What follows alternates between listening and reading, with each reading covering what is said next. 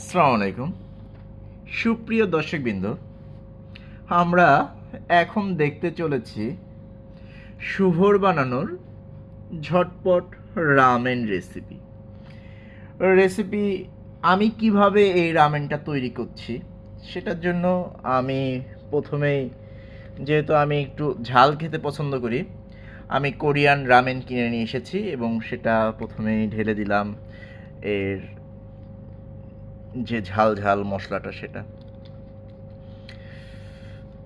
তারপর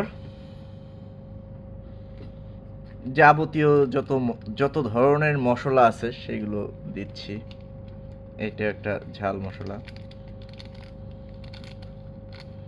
এগুলো রামেনের সাথেই আছে, দিচ্ছি আমি।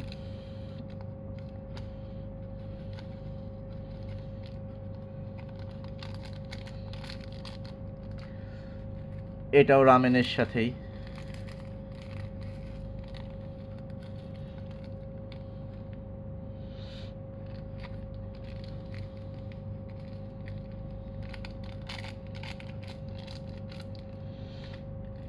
আমি কিছু এক্সট্রা ম্যাগির কিছু মশলা কিনে নিয়ে এসেছিলাম, যেগুলো রামেনের সাথে দেয়নি, যা শুধুমাত্র স্বাদ বৃদ্ধি করার জন্য।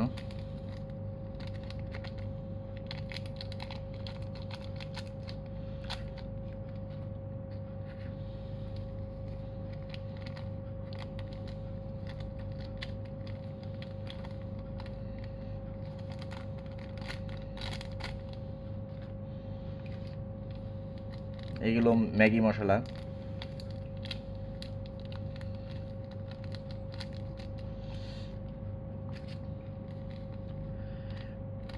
সবগুলো মশলাই আমি যেগুলো নিয়ে এসেছিলাম সেগুলো ঢালা হয়েছে।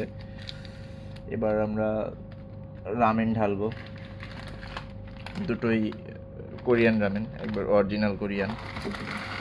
আমি এগুলো লাস ফার্মা থেকে সংগ্রহ করেছি। মশলার তুলনায় দেখে মনে হচ্ছে রামেনের পরিমাণ অল্প, তাই আমরা আরেকটি রামেন দিচ্ছি। তার মানে আমরা দুই ক্যাটাগরি দুটো রামেন দিলাম। আমার বাটি অলরেডি ভরে গিয়েছে। এবার আমি এখানে পর্যাপ্ত পরিমাণে পানি দিচ্ছি, গরম পানি। আমি সুবিধার্থে এগুলো সব কিছু আগেই রেডি করে রেখেছিলাম, যাতে আমি ঝটপট দিয়ে দিতে পারি। পানি পরিমাণ বেশি দিচ্ছি, যেহেতু রামেনে পানির পরিমাণটা বেশি থাকে।